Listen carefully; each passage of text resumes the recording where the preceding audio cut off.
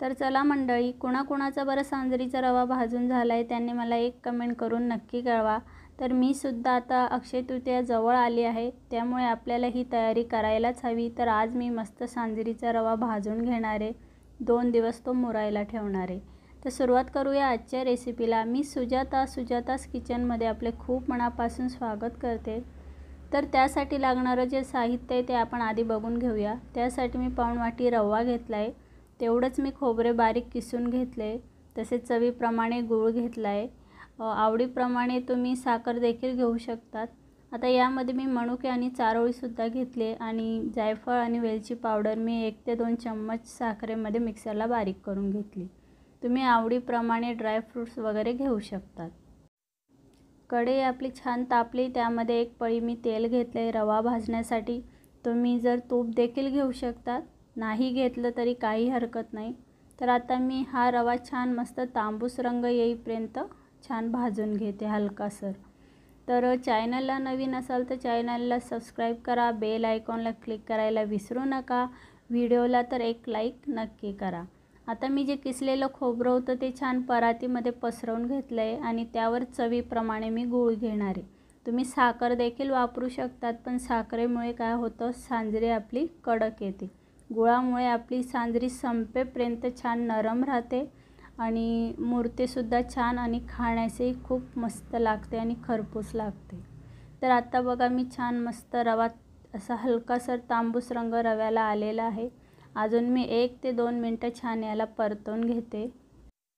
हा व्हिडिओ फक्त मी सांजरीचं सारण कसं करतात यासाठी बनवला आहे, कारण की फक्त मी या व्हिडिओमध्ये सांजरीचं सारण कसं करावं, कुठल्या ट्रिक यामध्ये वापराव्या ते मी या व्हिडिओमध्ये सांगणार आहे। रवा छान आपला भाजून झाला आहे।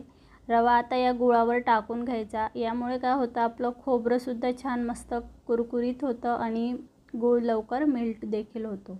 आता यामध्ये मनुके, चारोळी, वेलची पावडर टाकून आता आपल्याला फक्त झाऱ्याने हे सगळा जो गूळ आहे तो असा फ्रेश करून छान मेल्ट करून घ्यायचा आहे।